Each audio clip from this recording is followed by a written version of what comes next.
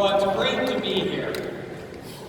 The first thing I want to do is I want to congratulate you for earning your way to be at this leadership training.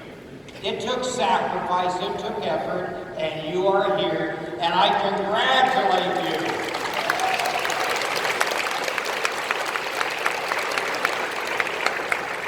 Number two, I learned years ago a secret of learning, and this is it. When you are taking notes this morning for those concepts that you want to ingrain and learn about, take your notes as if you were going to teach it to someone else. Then, this afternoon or tomorrow, take the concepts that you have learned and teach it to someone else. Because who always benefits most from the various presentations?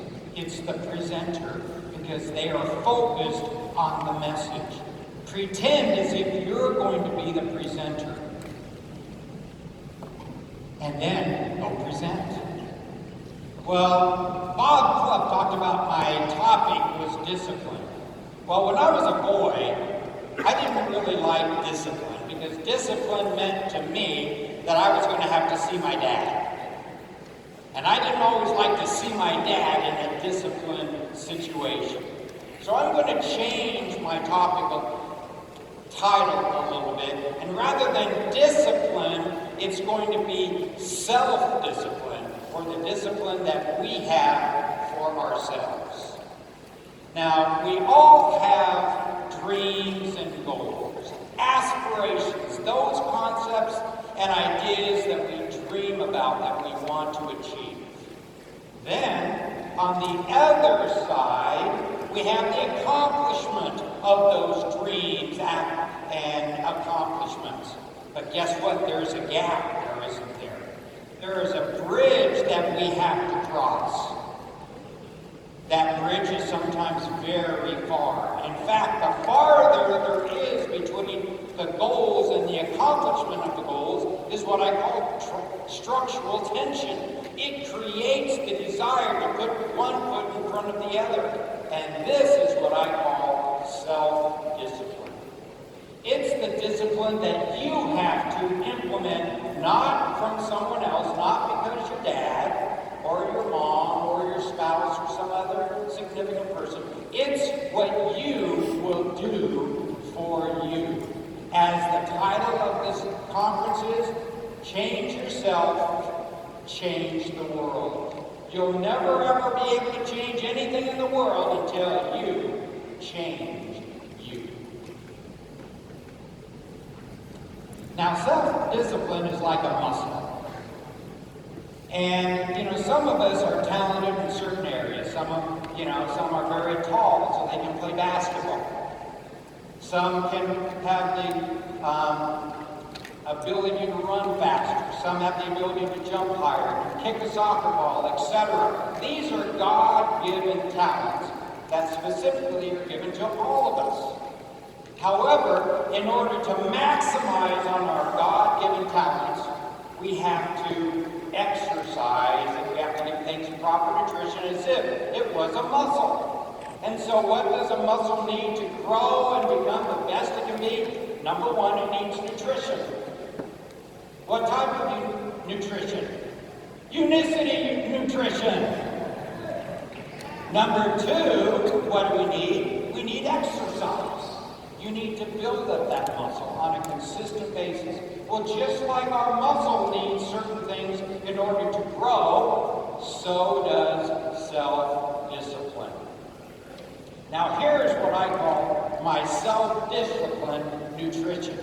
This is what gives me energy to be self-disciplined. Number one, think about your future. Today, you are in the present. But if we only think about today, we might lose our future. So think about the future along with the present, and frankly, Don't look at the past so much. Forget about the past. You can't change the past. You can only change today and your future. Decisions will determine your destiny.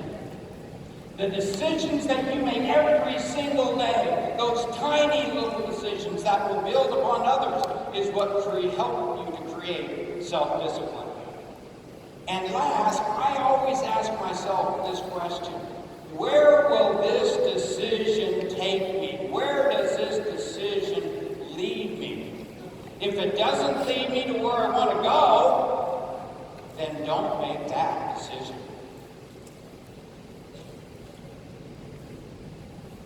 Some choices are either good choices or they're bad choices. They're very easy to distinguish. We all have a conscience. We all have the God-given ability to choose good and bad. But this is what makes it more difficult. Some choices are good. Other choices are better.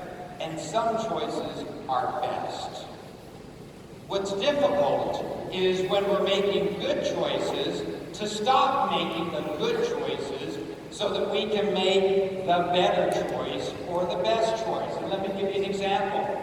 Have any of you talked on the telephone, of course, or watched TV, or been on Facebook, social media? Those decisions aren't bad.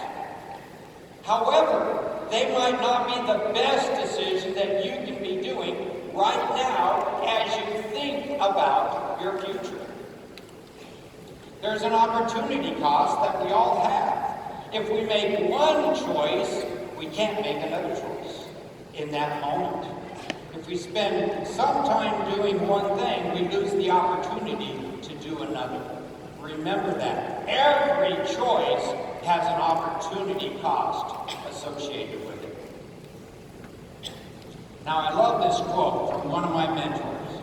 Just because something is good is not sufficient reason for doing it. The number of good things we can do far exceeds the time available to accomplish them.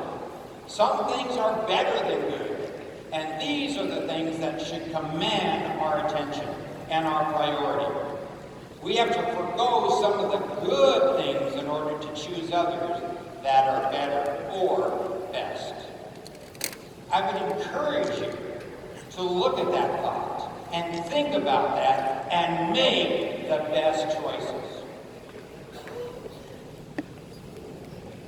Self-discipline is comprised of the little dozens of decisions every single day that you and I make. Now that's the nutrition side. Now let's kind of shift gears and talk about the exercise program of it. Now, I don't know if any of you have ever seen these types of books, Dummies for Success, Dummy for Achieving and Learning. In fact, it always seemed to me that if you put the word dummy on it, you would have a bestseller. Unicity for Dummies. I tell you, wouldn't we all want to read that? Unicity for Dummies, so that we can understand those things that we need to do. How many of you have ever seen this? 25 pounds in 2 weeks. That's 12 kgs in 2 weeks.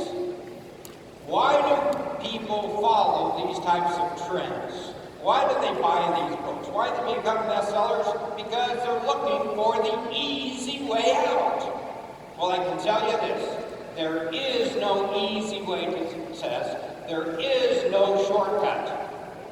There just isn't. If someone will tell you they've got the magic shortcut for you, look the other direction, because there are no shortcuts.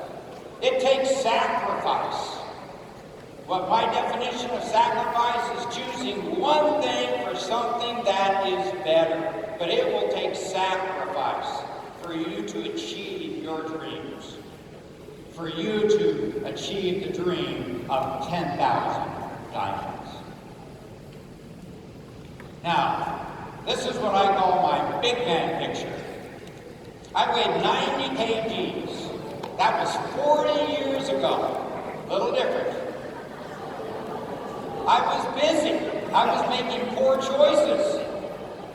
I was going to school and married a beautiful girl, and she was an amazing cook. And I was on a seafood diet.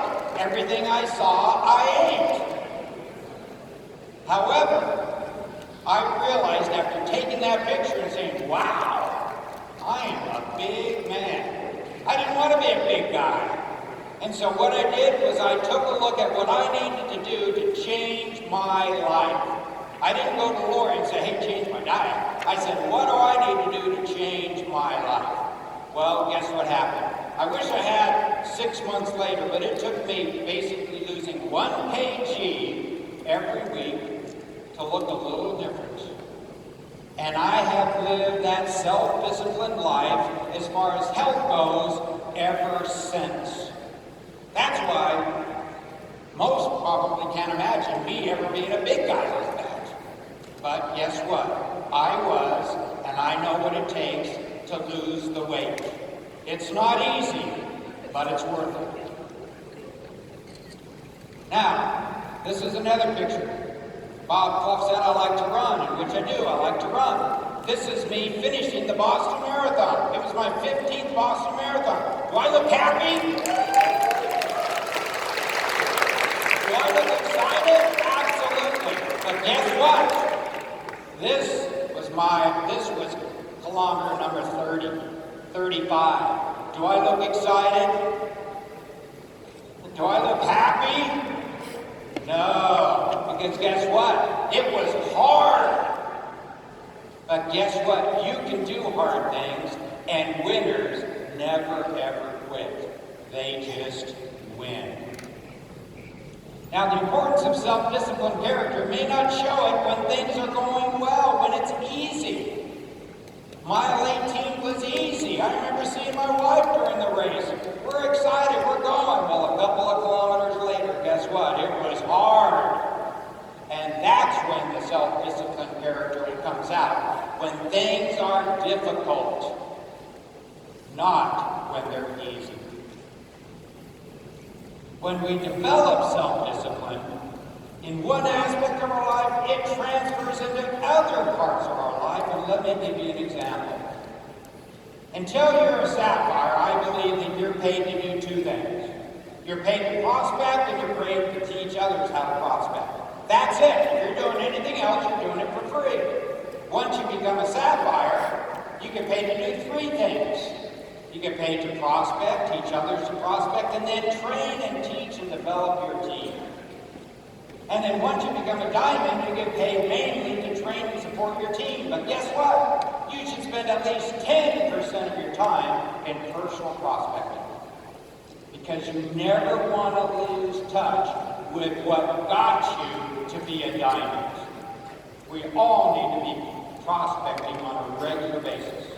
In fact, I can remember a few years ago I was in India with Jenny Bark. He was giving a great speech. Well, guess what? He prospected his translator and signed him up. Here, Royal Crown Diamond, maybe a little more. And what did he do? He personally prospects, even in a surrounding that he's not familiar with. My philosophy when I got started was 2 a day every day. I did it every single day. My feeling is that if you've got an hour a day, you should be prospecting at least 2 people. You got 2 hours, 4 people. 3 hours, 6 people, and so on. Now, when I got started, I only had an hour a day. Now, let me give you an example. Remember, I believe in self-discipline. I had experienced it in my life before, and so now I'm using it in my UNICITY life. So I have made a commitment, and for weeks, I have made my 2 contacts every single day. Well, I was laying in bed one night next to my beautiful wife, and all of a sudden I realized I forgot to make my 2 contacts. What would most people do? Well, I'll just make 4 tomorrow. Well, I realized that if I broke that string of accomplishment once, it would be easier to break it a second time. It would be easier to break it a third time. And so what did I do? I got up out of bed at 10:30 p.m. I went down into my office and I made 2 phone calls. I got 2 appointments. When I was talking to the individuals, once we met, they said, I've never had a phone call from you at 10:30 at night. I was so interested. Why would you call me at 10:30? What do you have to tell me? They both joined. They both became managers. I began to think maybe I should make all my prospecting calls at 10:30 at night. So 2 a day, every day, or whatever you can work in your schedule, but a minimum of 2 a day or more.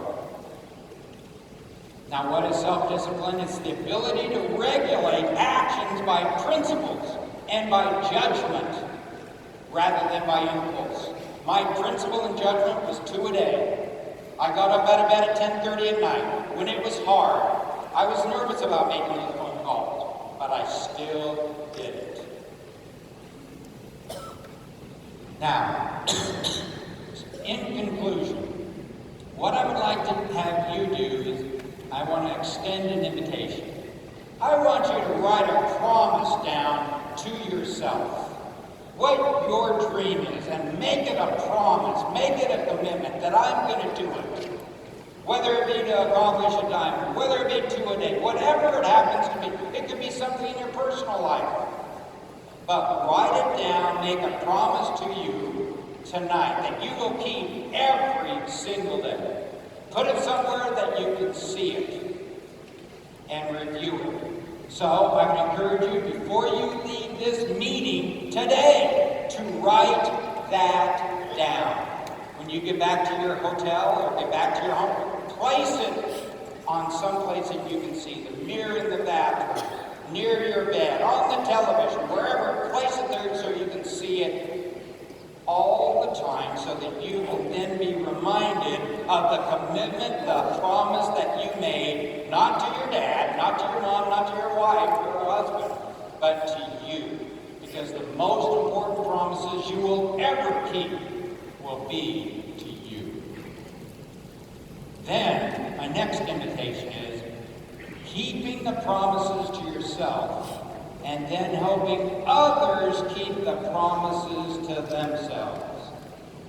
You see, what I consider a great friend is someone that helps me to be a better person.